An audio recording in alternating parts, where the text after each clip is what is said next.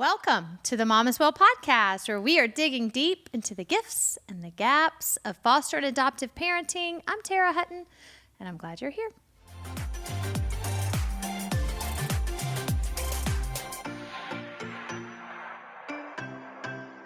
Mama's Well. Yes, she is. Hi, guys. Welcome to Mama's Well. If you're new to Mama's Well, let me tell you what you've got yourself into. This is a podcast. It's a parenting podcast. And while it started out as what I feel like was for parents who are raising kids who've been adopted or who are in foster care, I'm really getting clear that this is not just about that. This is about parenting not only our children, but reparenting ourselves. This is about becoming more self-aware, that recognizing when our children are shining a light into places within us that need healing or need support or nurture or attention. And so we talk about those kinds of things. So if you're open to that, and a lot of times when our children struggle, that's the path that hopefully we land on, is we start to realize that it's not all about our children, and a lot of the things and a lot of the struggle that we're experiencing is coming from needs that are going unmet within us. So that's what this parenting podcast is about. So if you, like I said, if you're into that, stick around, because we're going to talk about that for the next hour. Today's guest is an adoptive parent. She is a beautiful woman I met years ago. I'm thinking 2017, but we didn't stay in connection, but our paths just continue to cross. And so she has been through some hard things, and after sometimes adoption families, you come to adoption through an infertility. We did not, but there are many, I've met many people who have. And, I think that there's this persona that you can adopt a child, and, you and your spouse, and everything is just going to be beautiful, and there's tie a nice bow on it, and it's awesome. And I mean, anyone listening to this podcast, I'm pretty sure you all know that that's just not the case for pretty much anything. But this lady has had to work through some trauma and some grief after adoption, and alongside with her child. So I'm excited for you to hear her story, and I don't want to give too much of it away. So I'm going to be quiet. I'm going to shut up again, and I'm going to introduce Misty Miears. Hello. Good morning. Hi. Your name is so cute. It just Misty Miears. That's really cute. Thank you. As cute as you. I'm so glad you're here. I so enjoyed our lunch the other day where we got to catch up. Yes. And I want them to get to a window in to you like I did. Okay. Will you start with just giving us a little brief history of, or not even history, let's don't go there. Let's just tell them what it is you do, you're a mom, but give us a little scoop. So I recently got my real estate license, and so that is a new journey that I'm entering into. Adventure, we'll call it an adventure. Yeah. So my daughter is about to turn 10 on Tuesday. Adopted her at birth when I was married at the time. And yeah, so what else you want to know? So it's you and your daughter. It's just me and her now. Is it kind of like I'm trying to think of that show I just love, Gilmore Girls? Oh, the Gilmore Girls. Oh, that's funny. In some ways, it is a little bit. I mean, she's only 9, about to turn 10, but it is. It's just it's a little bit of a different world for sure when it's just two of you.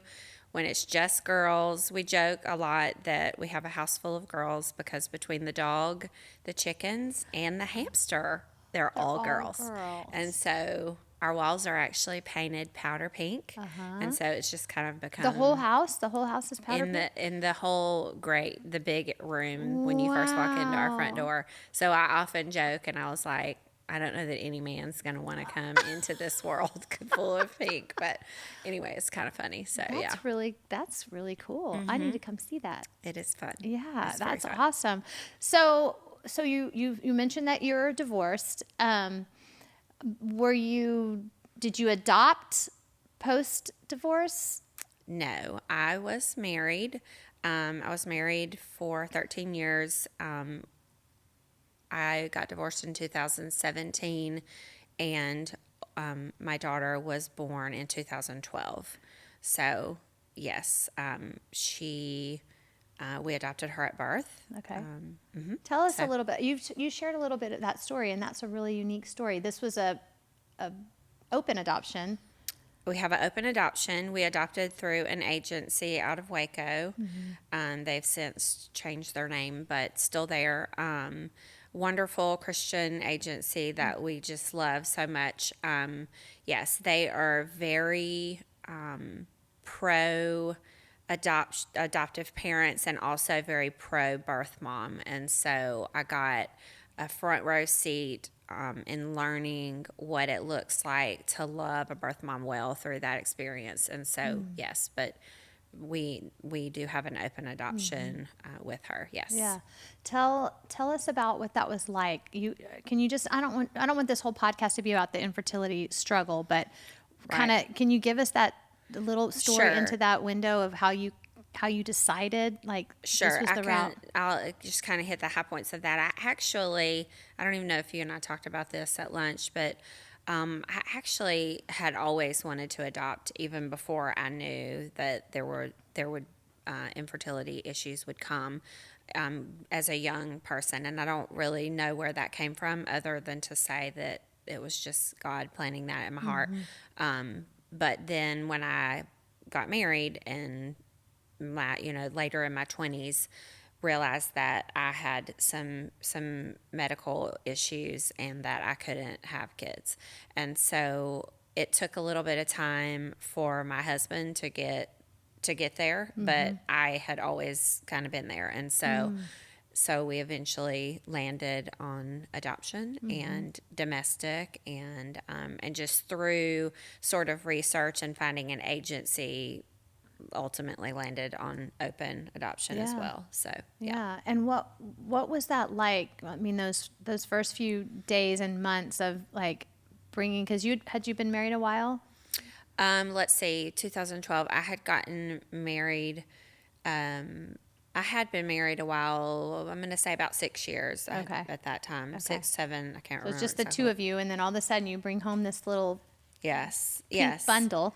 Yes. It was, you know what? I felt like we were really, really blessed for sure with our process, and that allowed it to feel, I guess, as quote, normal as possible, right? Having not given birth, and the fact that it was from birth. And so we had her from the beginning, but we had a really smooth process. I will say her first 10 days of life, she was in the NICU, not with anything super serious, more of just a precaution. So we kind of had almost that first 10 days still with her birth mom, which was a really sweet time. And we didn't plan on that, and that wasn't, something we were expecting. But because she had to be in the NICU, that's kind of what happened. And anyway, so yes. So y'all were both in the NICU with her together? No, actually, well, I say it like this. She was born in Waco, and she lived in Waco. Our birth mom lived in Waco. And because we were there for that 10 days, she was officially ours after the 48 hours, but she continued to come up and provide breast milk and all of that for those 10 days, and just kind of a little extra layer of connection there with her. Maybe that's a better way to say that. But yeah, so our experience was, the hospital was incredible. You hear lots of different stories with that, good and bad. But it was really, really a positive experience. They treated us very much like we were her parents from the moment that she was born. And so we were back there with her for pretty much there was only 1 hour a day during that 10 days that we couldn't be back there while they were just, kind of doing their daily switch of shifts or whatever. But for the most part, we were there. Yeah. For those 10 days. So it started off really well, and I had a great experience. Yeah. That's really neat. I would love to have that story at some point about how you, maybe we'll get to talk about that a little bit, but how you have maintained that birth mama relationship. We have. And even the hospital, actually, we go back every couple of years and visit the NICU. Wow. It's a really fun. Yeah. She's very connected to that. And NICU nurses don't go away. And so a lot of them are still there, and they know us and remember her, and it's really sweet. Yeah. So, that is neat. That's very neat. Okay. So, but you were married 6 years, you moved through this adoption, but we know that you went through a divorce. Like, that's rough. Yes. Can you tell us a little bit about, because we already know there was a loss, right, for your daughter, and then here we're moving into another one. Yes. So she was almost 4 when my husband moved out, and so then the process kind of took a while. But so she was really young. It was certainly not something that I wanted to happen, for sure. But life happens, and you don't choose it, for sure. I would say that I certainly have learned just so much about myself, and that's not something I wanted to be a part of her story. But just here in the last couple of days, I was listening to a podcast with Kurt Thompson, and he said something so beautifully that it took me listening to it several times to really process it. And I probably won't say it exactly right, but something to the effect that in all of our brokenness, the things that we hope to keep away from our kids that they don't have to experience can in fact be the ingredient that is needed in their life to bring out their own beauty. He did not say it exactly like that, I'm sure, but no, that's beautiful. But that was what was being discussed by the person doing the interview, just how our stuff can, we spend all this time worrying that our stuff is going to mess up our kid, right? And so for all of her life up until that point, and even before she came into our lives, I educated myself and prepared myself for what adoption would be like and how to be ready for the hard things that would come, because when you really educate yourself about adoption, you know that there's going to be hard things. Sure.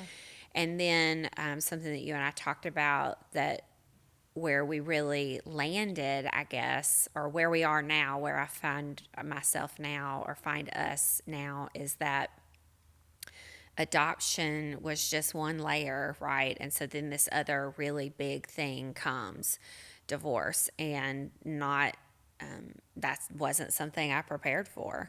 And so where I find myself now, even in just this week, we saw her birth mom yesterday, and that we've been with her the last couple of days. And I was very worried about that situation, because she was meeting some of her family for the first time, and she was 100% fine. Yeah. And so that kind of rolls into this by way of, when it comes to adoption, the things I prepared for to be the hard thing really haven't. I'm not saying that she won't ever have hard there, right? Sure. She will as she gets older and she gets curious, and I'm sure there'll be things. But where the hard has landed is on that, that divorce piece, right? I think it's been a lot harder and a lot rougher than any of the things that I had tried to prepare myself for in adoption. But all of that is part of her story, and I just have to trust that God is going to work that out in her, and that he's going to bring beauty from that, just the same way he has for me. Even though it wasn't what I wanted, he has certainly placed me in opportunities to share and walk with others, and all of those things. And so it's been hard for sure, and not something that I would choose. And in this moment right now, I can say that there's not a whole lot I would change because God is redeeming himself in it even Absolutely. still, right? So. Yeah. I want to just say, and I didn't say this to you. I've never said this to you. But my parents divorced when my mom remarried when I was 2, so I was very young.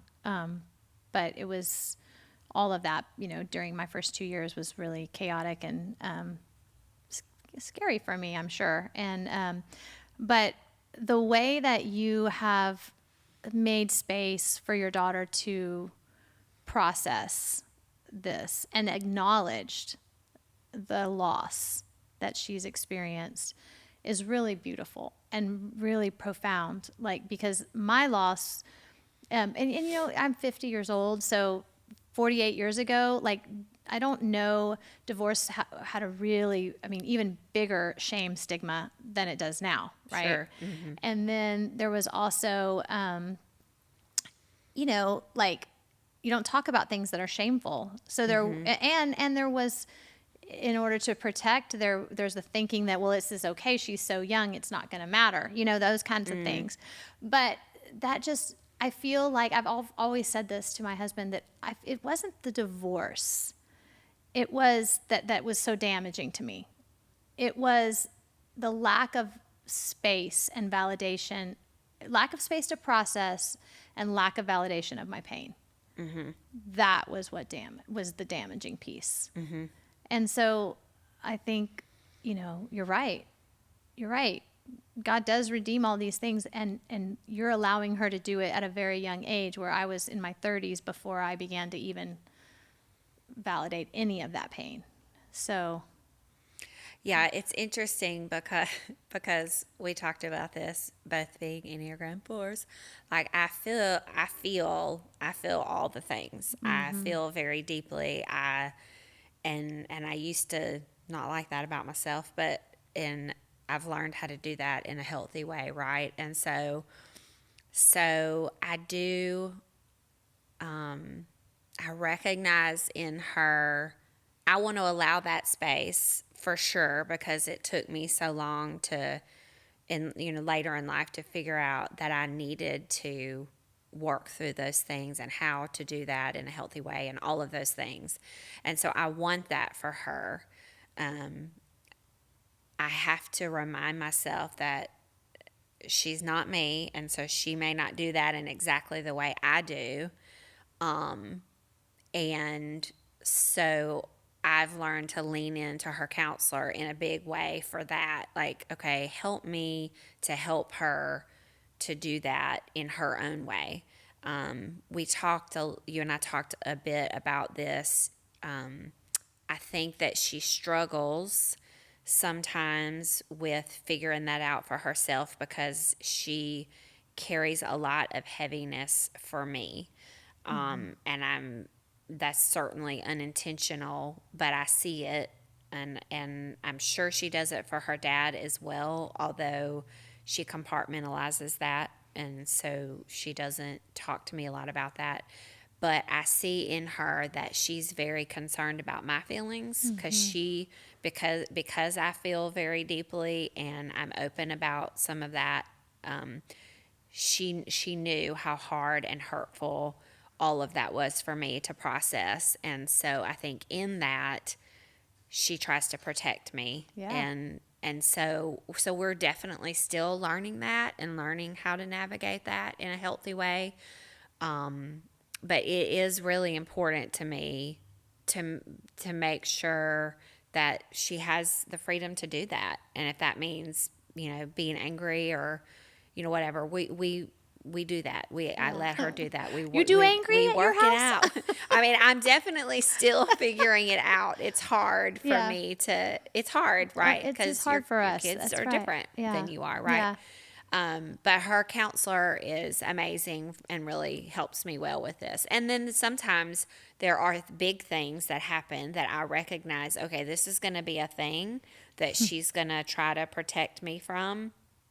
And so there's been a couple of times where I just call her up and I'm like, hey, I need her to be with you because I need her to have the freedom to feel what is happening on the inside that I know she's holding in because she doesn't want me to see it or whatever. And so I really lean into her for that. And it's like it's a big partnership, right? Yeah.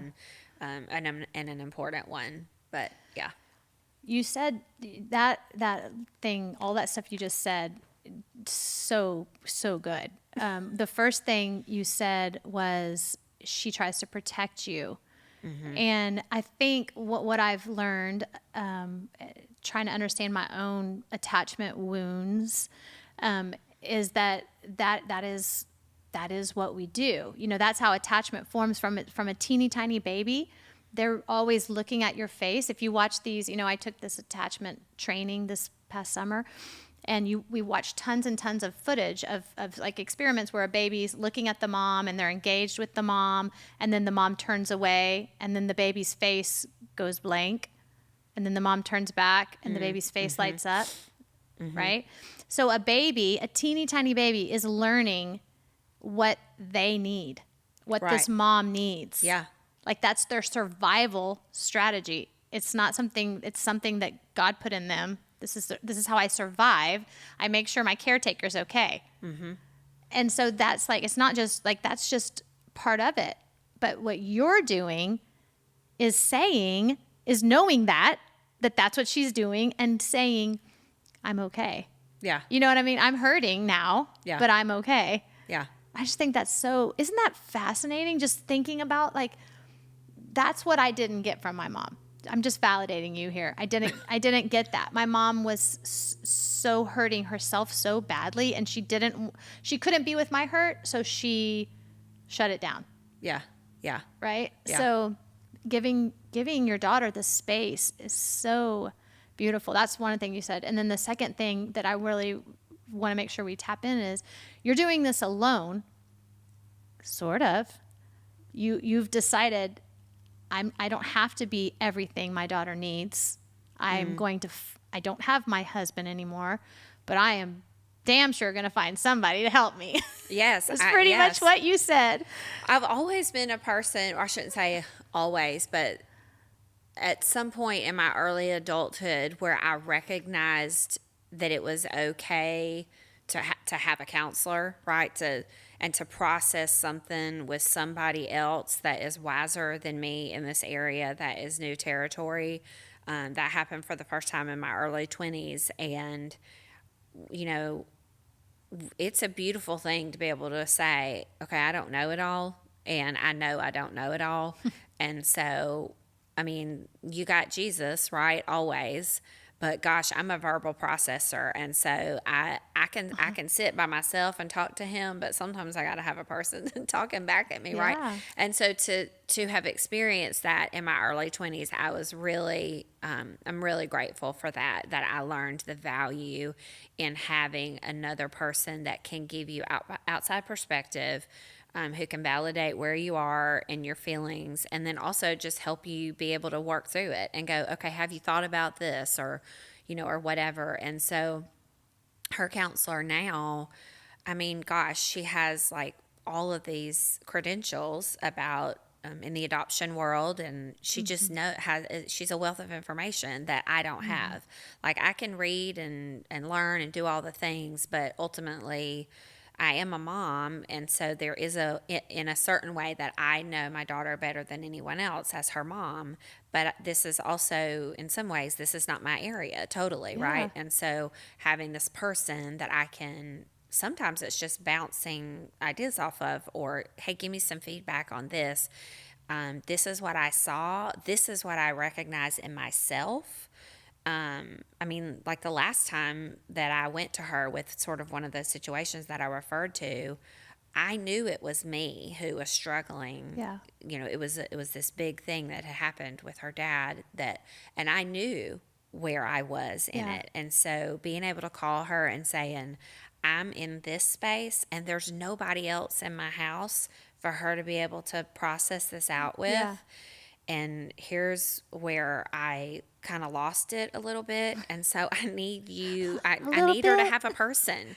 And, you know, and God stepped in some other person had canceled, and she was like, "Can you be here in 45 minutes?" And I said, "Yep, sure can." Yeah. And so, but just recognizing that that you don't have we to can do get, it all I your don't own. have to. And Yeah. he has provided this person that has really just been Yeah. such a lifeblood, really, is what I say about her. You know what? I think this is a really big thing for moms, particularly, that we think that we have to be all things to our kids. And this was a huge light bulb. I had a guest sitting here, and she runs a mentoring nonprofit that mentors to kids in residential treatment centers, right? It's beautiful, beautiful.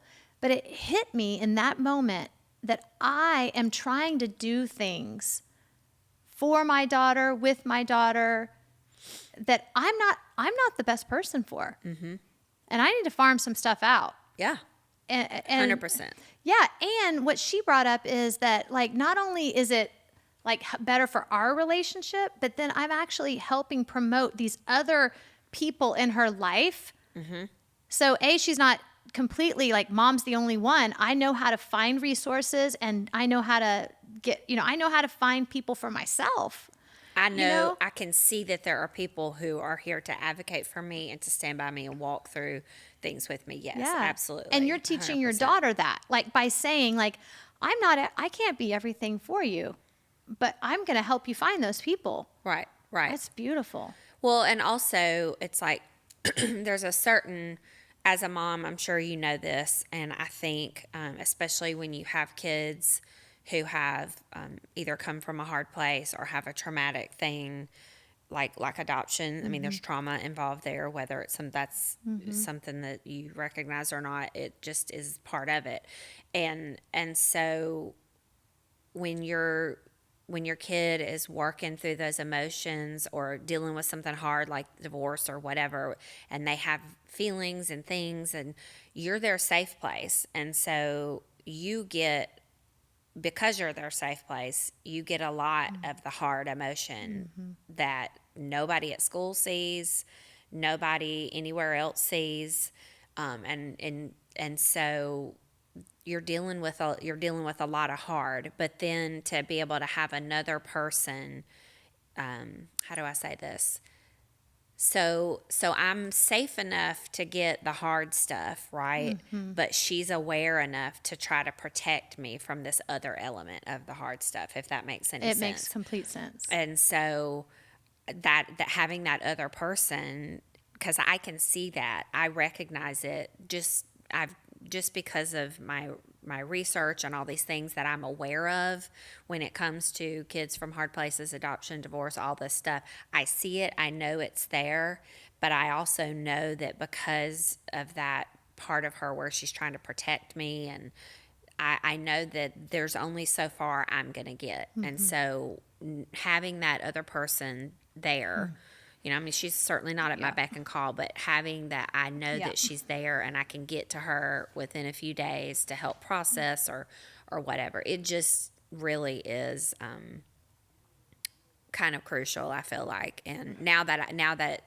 I know what it's like, I'm like, okay, don't go anywhere. Don't go anywhere before she's 18, because I'm gonna need you right there, right? Yeah. So, God will provide that if it happens too. Yeah. But man, it's so cool when I get to sit here with people, because you think, like, I told you I got to have some notes, right? Like, I used to not have notes, and then I just go off the rails, right?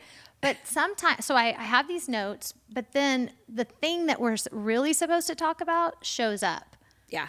Yeah. And I feel like this is so profound. Yeah.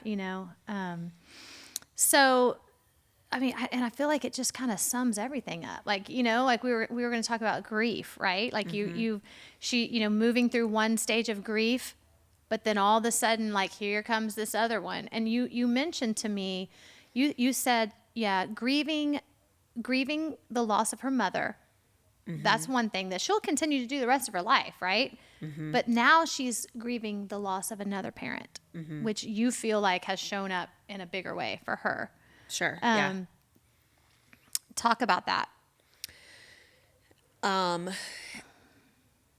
I I think that, I mean, certainly she doesn't recognize, oh, this is grief, right? Like, I didn't recognize it when. Right. Well, right. Yeah, we Yes, don't neither did recognize I. it. Yeah. And so It's a sneaky it's funny thing. because even though I recognized it for myself when I was going through the grief, I never really put that word to it until you and I talked and I got your list of questions. And it's like, I said that about myself when I was first, walking through divorce, but I didn't put that word with it for her. So it's been interesting for me to process it over the last few days since you sent me those questions. But yes, I think that it it's been certainly a really hard thing and a difficult thing. But again, just kind of letting her have those emotions, and because as a kid, she's not going to come to me and say, "Hey mom, I'm feeling this," because, I mean, she's a kid, right? And so this is where, like, when we started out in counseling, for instance, it was play therapy. And so just watching her, I can see it in her interactions just the same way that you do in play therapy, and sort of using her behavior and the way she interacts to kind of go, okay, I think that's coming from a place of this or this or this. And so figuring out how to navigate it from there. Yeah. I think that she still is working through that. Yeah. I mean, that's God, it's such a process, right? And I think the older she gets and the more she can learn how to go, oh, okay, that's what this was, and so I like that I started her, or I recognize it as a valuable thing to start her with the counseling so early, because I do see in her a healthy approach and a learning, if you will, of how to start to name things and go, oh, okay, that's what this is. Because it's just me and her, this is something I talk to her counselor about on a regular basis. I do recognize in myself that I probably try to talk to her too much about things. There's no other kids there, right? And so it's just us. And so you are like me. I we've already discussed this, and like we want to talk about all our I like feelings. to talk it out. And so I'm constantly like, okay, wait a minute. Like, I probably shouldn't be talking to her about that. What's age appropriate? What can she even understand? I have given her the freedom to say to me, okay, mom, you're talking too much. Can we come back to this? We even have Does she do that? She does it sometimes. Yeah. She does it sometimes, yes. We even have a notebook that I keep on the bottom shelf of the island in our kitchen. It's got avocados on it, so we call it the avocado. Go to the avocado book or whatever. Where I'm like, if there's something that you are feeling that you just can't say to me, or you don't want to say to me, or you think it's inappropriate, or you think it's too much, or it's going to make me mad, or whatever it is that you're not wanting to say or do because of fear of the response, just go write it in that notebook. And I check it every now and again, and we can have a conversation through there if you don't feel like you can say something to me. So some of those things that she's processing or whatever, she'll put there, right? And so I feel like I've kind of gotten off the question. No, you haven't. You're grief, right on the question. It's hard because I really feel like it just goes back to giving her that space. Yeah. That is her grieving. Yeah. Like her feeling what she's feeling and working through it and figuring it out and getting frustrated at certain things. I love this guy. I talk about him all the time. I'm so embarrassed to keep talking about him. His name is Dr. Brad Reedy, and he's a therapist. And but he basically says that our kids have the capacity to figure out the solutions when we allow them the space to feel what they need to feel. It's something like that. That is not the quote at all, but this is what, it's my takeaway, right? It's my takeaway. We think we have to take care of our grief. We have to take care of our anger. We have to take care of, all these things. But really, we just need to give them the space to do it. And my guest on a couple, I recorded it yesterday, but I'm not sure when it'll come out. But Shelly Coley is her name. She said that, and her kids are both adult kids, but she says she is learning to tell her kids, I trust you. I trust you. And what she means, and she went on to say, it's not that she trusts their mistakes. She trusts that they're going to learn from the decisions, every single decision that they make. That was so beautiful. That's it's good. like, yeah, it's like, but she's telling them, she's empowering them. You know what to do. Even when you walk through it and you do it this way, and then you come back because you did it this way, you're going to figure out that you maybe do it this way next time. And it's just this winding road that she's just standing over here going. And she would never say, I'm not doing this perfectly. She would tell you right away. But she's sure. She's over here going, I trust you. I mean, isn't that kind of like God maybe? Like he's just going, I see you got this. Absolutely. Yeah, you're going to hit that bump. Absolutely. I see why you did it. It's Along okay. those same lines, one of the things that Kurt Thompson talked about in that interview I referenced earlier is he says that learning to, instead of when there's a bump in the road that happens, and instead of, and same as what you're saying, he didn't say it exactly like this, but our response, if we can let our response just be when we see either a lashing out or a negative response or whatever, when those bump in the roads, if we can allow ourselves to, instead of have this strong reaction, just to be present with them and be curious, like when you see whatever that is that's happening, to stop and recognize, okay, first, like what's going on in me that's making me feel however I'm feeling about what just happened, but then also to just be there with them and be curious. In other words, go, think through, okay, where's that coming from? Like, okay, she just got back from Dad's and she loved being there. So the push and pull of, I don't want to leave Dad's to come back home, but gosh, I've been missing Mom and texting her every day about how much whatever that is that's going on in her. And so just, that's what he means by being curious, thinking through it, remembering, figuring out, being curious about what is going on. And if you'll just do that a lot of times whatever just happened kind of works itself out, right?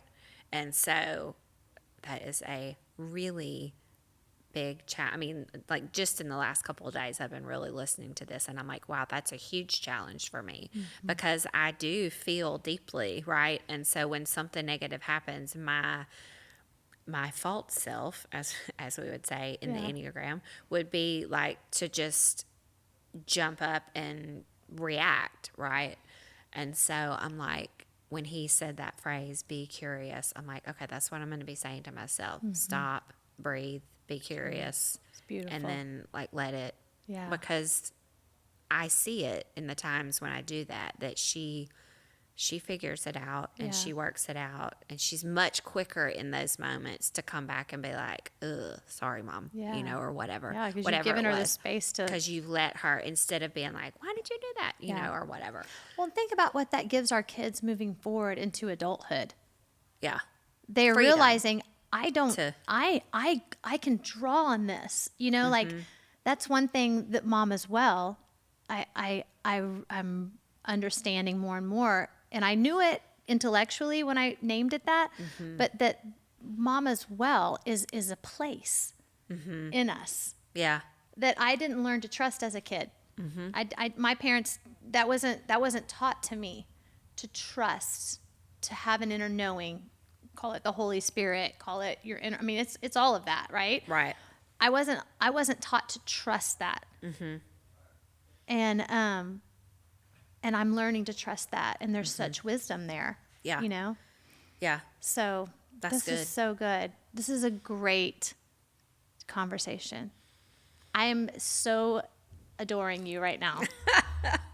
I mean, it's really funny. I don't know if I told you this, but right before, I mean, I've always been a believer in sharing your story, and I've never really been afraid to share it, because and anytime God has kind of given me the nudge, I always know immediately, based on whatever happens, the response, like, okay, that's why I was supposed to do that. But right before we had lunch, something had been stirring in me that, okay, God's about to call you kind of to the next level and sharing your story. And there's fear in that, because I want to honor the other people in my story. And sometimes that's hard, but also speak truth and be able to walk alongside others and whatever. And so I had felt this, like, hey, something's coming. And then you and I had lunch. And we weren't having lunch about podcast. And that's why when you asked me, I was like, yep, I'll do it, because I knew already. We were having lunch about something totally different. Yep. Fantastic. Yeah. So cool, my friend. This is so cool. Well, I didn't stick to my script at all. No, but and that's I feel like we have like the most beautiful I love this. Like I can't wait to listen back. And you are speaking my language. And when I think sometimes the people that listen, they think that the things that I am speaking or that we're talking about, that's just how my life is all the time. Oh, yes. But let me tell you, you know what I tell Kyle? This is how I want to respond. I want to live from a place of curiosity. I use that word all the time. Mm-hmm. But I get dysregulated. Absolutely. And I want to shut down whatever's happening. I don't care about what's underneath it. I just need it to stop, right? Yeah. And so, and in those moments, I look at Kyle and I'm like, I can't do a podcast.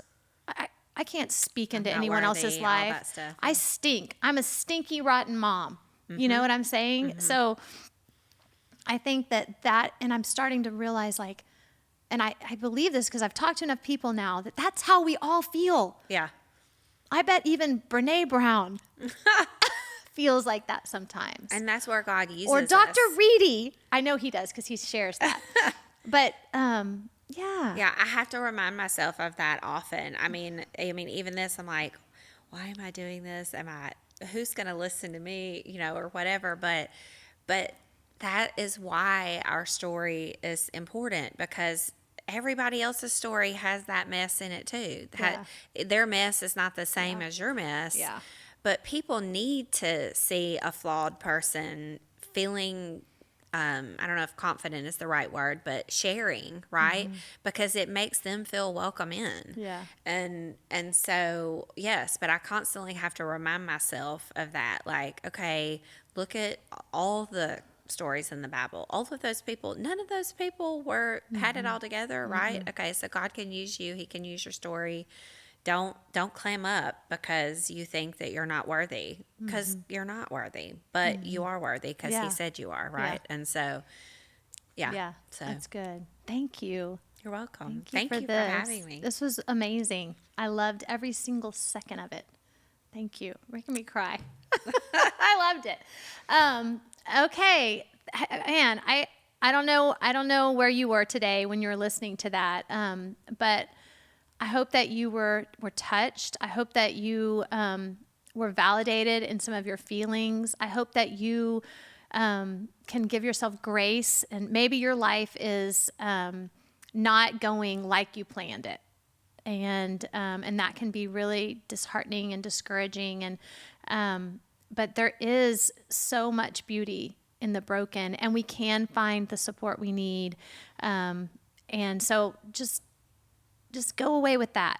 Just go away. Like, maybe you don't know where the support you need is right now. Maybe you don't know how you're going to pay for it. Maybe you don't know, that it even exists, but it does. And so hang in there.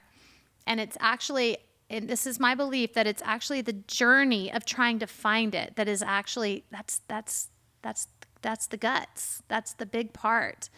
And so anyway, hope you feel like love coming energetically to you right now because I do. I love you. Because you're listening, we have something that's connecting us. So thank you for listening.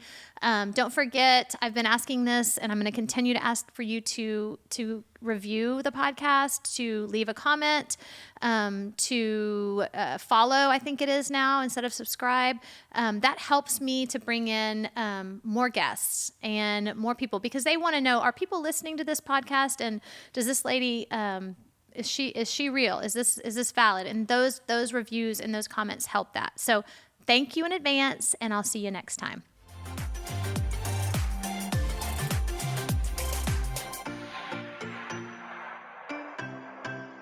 Mama's well. Yes, she is.